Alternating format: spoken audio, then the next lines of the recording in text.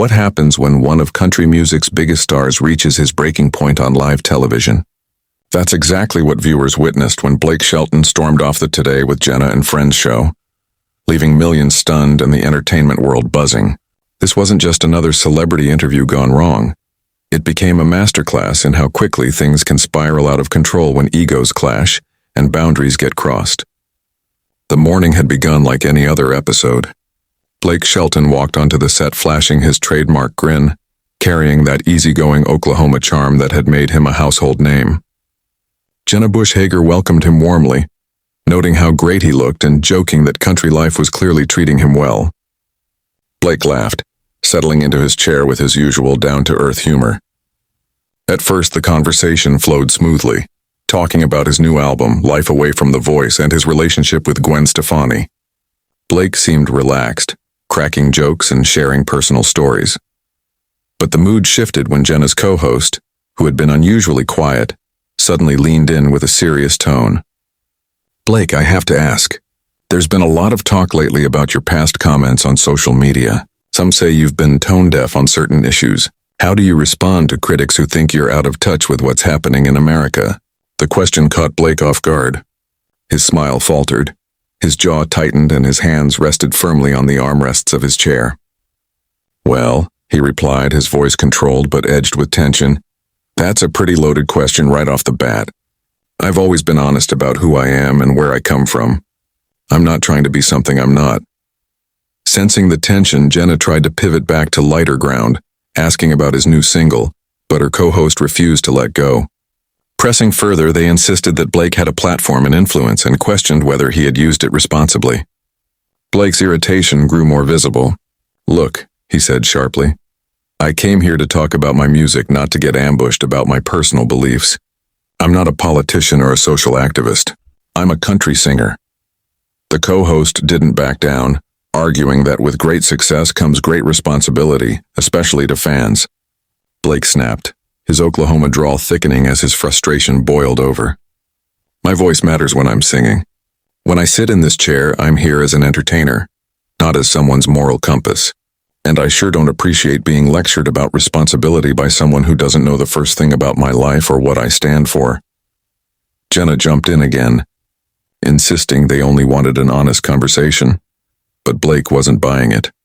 He leaned forward, his voice rising. "An honest conversation would have started with letting me know this was going to be some kind of trial, instead of an interview about my music. An honest conversation would respect that I'm here doing you a favor by promoting my album." The co-host fired back that viewers deserved accountability, but that only pushed Blake further. His voice rang with anger as he demanded, "Accountability for what? For being successful? For having opinions that don't line up perfectly with the narrative you're pushing? I've never hidden who I am or where I come from." The clash had reached its breaking point, and what followed next would leave the studio, and fans everywhere reeling. The tension in the studio was now suffocating. Camera operators exchanged uneasy glances while producers whispered urgently into their headsets. Jenna looked desperate, struggling to regain control of what had spiraled completely out of hand. What was supposed to be a lighthearted promotion for Blake Shelton's new music had turned into a fiery confrontation. "Blake," Jenna tried again, her voice soft and pleading, "maybe we can just take a step back. We're all friends, right? Let's talk about something positive. Your tour is coming up and fans are so excited about that." But Blake wasn't ready to move on. His frustration was written all over his face. "You know what, Jenna? I thought we were friends too. But friends don't set each other up like this. Friends don't invite someone on their show just to blindside them with gotcha questions that have nothing to do with why they're there." Instead of diffusing the situation, the co-host pushed forward. "Blake, I think you're being a little defensive here. These are legitimate questions people are asking. We're just giving you a platform to address them." Blake abruptly stood, his microphone pack tugging at his chair as the room went silent. "Defensive?" he snapped. "You want to see defensive? This is me being as polite as I can while you sit here and basically call me irresponsible and out of touch. I've been nothing but respectful to you and your show, and this is what I get in return?" The crew shifted uncomfortably as Jenna's face paled. The co-host, however, acted as if this were some kind of breakthrough. "Blake, please sit down. Let's work through this. There's a real opportunity here for you to connect with people who might feel alienated by some of your past statements. That was the breaking point. Blake's expression hardened into fury, his fists clenched at his sides. His voice dropped low, dangerous. Connect with people who feel alienated? You know what alienates people? Having some talk show host who's never walked in their shoes tell them what they should think and feel. You want to talk about being out of touch? Look in the mirror. Off camera, Jenna frantically gestured for producers to cut to commercial, but her co-host pressed on recklessly. We're not telling anyone what to think. We're just asking you to take responsibility for your influence. Responsibility, Blake repeated, his voice rising. You keep using that word like I owe you something. Like I owe everyone something just because I can carry a tune and people happen to like my music. Let me tell you something. My responsibility is to my family, to my fans who care about my music, and to myself. Not to sit here and be your political punching bag. Finally, the co-host leaned back slightly, realizing they may have pushed too far, but it was already too late. Blake's fury was boiling over. I'm not making you a punching bag, the co-host insisted. I'm just trying to have a meaningful conversation. Blake let out a bitter laugh. Meaningful? You think this is meaningful? Ambushing someone on live television and lecturing them about responsibility? This isn't journalism. This isn't even good television. This is you trying to make yourself feel important by tearing someone else down. Blake, please, Jenna begged. Let's just take a breath. We can turn this around. Your fans love you. We love having you here. But Blake was already reaching for his microphone pack, his movements sharp and deliberate. You know what, Jenna? I used to think you were different. I thought you cared about your guests as people, not just as ratings or drama for your show. That's not fair, Jenna protested, her voice cracking. Isn't it? Blake shot back, eyes blazing as he looked between her and her co-host. Explain to me why I walked in here thinking I was going to talk about music, and instead got treated like I'm running for office. Explain why every single question has been designed to make me look bad. Still, the co-host couldn't resist adding fuel. Blake, I think you're being overly sensitive. These are questions any public figure should be prepared to answer. Blake froze, staring at them in disbelief. Overly sensitive? Did you just call me overly sensitive for not wanting to be ambushed on your show? I'm just saying, the co-host replied carelessly. If you can't handle tough questions, maybe you shouldn't be doing interviews. The studio went silent, the air heavy with shock. Blake stood perfectly still, every eye on him. When he finally spoke, his voice was cold and steady. If I can't handle tough questions? Let me tell you something. I've been doing interviews for over 20 years. I've been asked about my divorces, my struggles with alcohol, my political views, my relationship with Gwen. I've answered them all honestly and respectfully, because that's what professionals do. He stepped closer, his voice rising with each word. But what you're doing isn't asking tough questions. You're trying to create a viral moment. You're trying to push me until I lose my cool. Well, congratulations. You got what you wanted. Jenna tried one last time. Blake, please, but he held up a hand, silencing her. No, Jenna, I'm done. I came here in good faith to promote my music and maybe have some fun with people I thought were my friends. Clearly, I was wrong. With that, Blake pulled off his microphone, set it down firmly on the chair, and stormed off the set as the stunned studio sat frozen in silence. Instead of feeling welcomed, Blake Shelton said he was being treated like a villain who needed to be dragged down. As he strode toward the edge of the set, yanking off his microphone pack, his frustration poured out.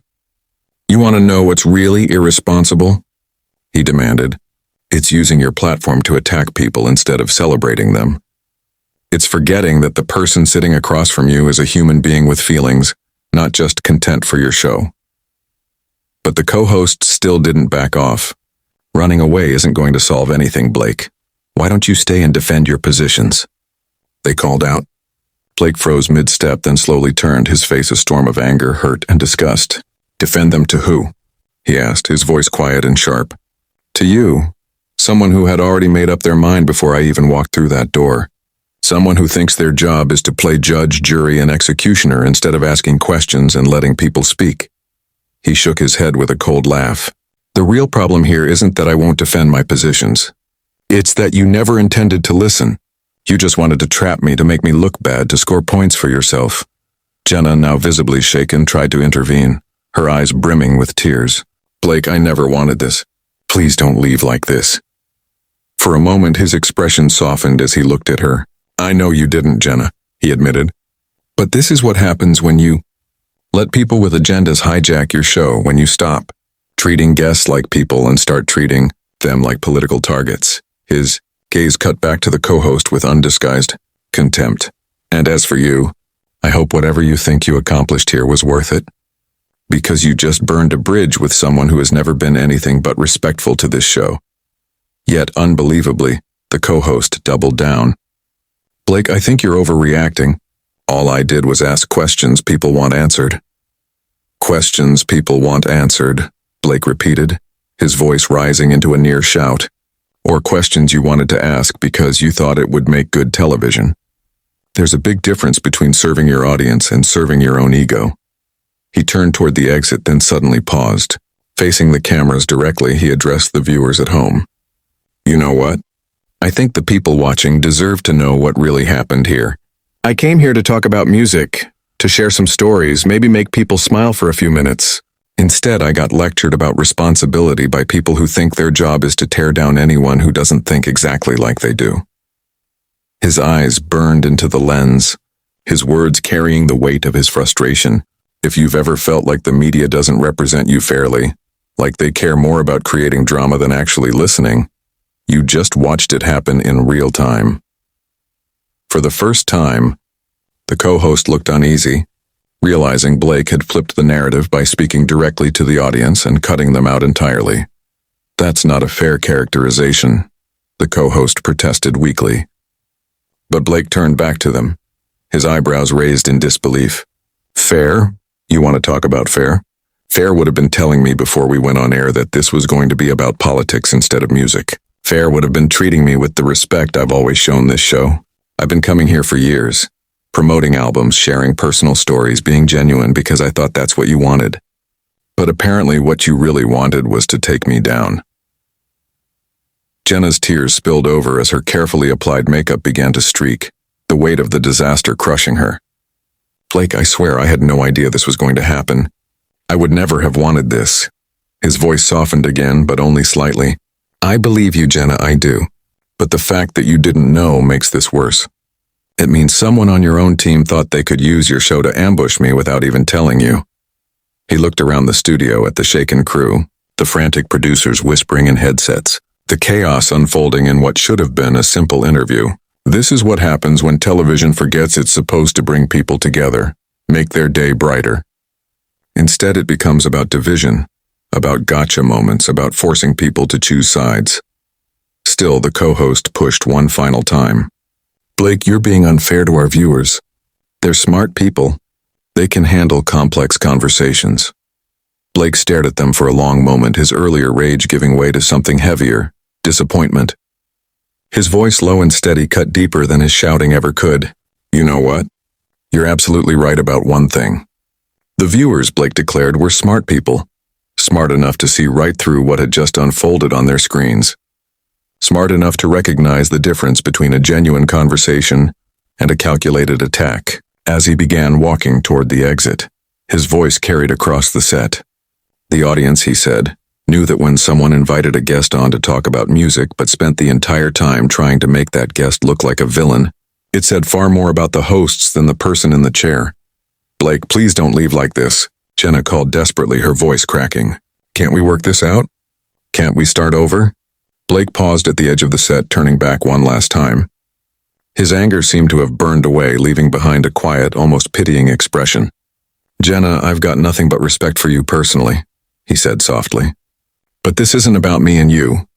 This is about what your show has become, what television has become, when hosts think their job is to be prosecutors instead of simply having a conversation. His eyes shifted to the co-host, sharp and unflinching. And as for starting over, some things can't be undone. Some bridges once burned don't get rebuilt. You made your choice about the kind of show you wanted to have today. Now I'm making mine. The co-host tried to salvage the moment. Blake, I hope you'll reconsider. I think we could have a really productive conversation if you'd just give us another chance. Blake smiled, but it wasn't a pleasant smile. A productive conversation? With someone who just spent 20 minutes trying to paint me as a villain? With someone who thinks ambushing guests makes for good television? He shook his head. I don't think so. He took a few more steps toward the exit but stopped again, this time addressing the viewers at home. To anyone who's ever been a fan of my music, who's ever come to a concert, sung along to my songs, or just had a good time listening, I want you to know this isn't about you. This is about a media culture that's forgotten how to treat people with basic decency and respect. I'll keep making music because that's what I love. I'll keep performing because I love connecting with people who appreciate what I do. But I won't keep subjecting myself to this kind of treatment from people who think their platforms give them the right to attack anyone who doesn't fit their narrative. Blake. Please, Jenna pleaded, tears rolling down her cheeks. If you'll just stay, we can fix this. We can have the conversation you came here to have. He looked at her with genuine sadness. Jenna, the conversation I came here to have was about music, about joy, about sharing something positive. That conversation died 15 minutes ago, when your co-host turned this into a political inquisition. He pulled out his phone briefly, almost to remind himself of the world outside the studio. I've got a session this afternoon with people who actually want to hear what I have to say, not what they think I should say. I've got fans waiting at shows who want to sing along with me, not debate my politics. That's where I belong, not here getting lectured by someone who thinks they know my life better than I do. Still, the co-host couldn't resist one last word. Blake, I just hope you'll think about what we discussed today. I hope you'll consider how your words and actions affect people. Blake stopped dead in his tracks. The room went silent, expecting him to turn and unleash another outburst, but his voice, calm and resolute, carried farther than his earlier anger. You want to know what affects people? Treating them like human beings instead of political targets, showing respect instead of tearing them down for ratings, building them up instead of finding ways to make them look bad. Finally, he turned one last time. Maybe you should think about how your words and actions affect people. Because today, they cost this show a guest who has always tried to be nothing but professional and respectful. With that, Blake Shelton walked off the Today with Jenna and Friends show, leaving behind a devastated host, a humiliated co-host, and a stunned studio frozen in silence. The cameras lingered a moment too long, capturing Jenna's tear-streaked face before cutting abruptly to commercial. What had begun as a routine promotional interview had turned into one of the most dramatic walk-offs in live television history. A moment destined to be replayed, debated, and dissected for months to come.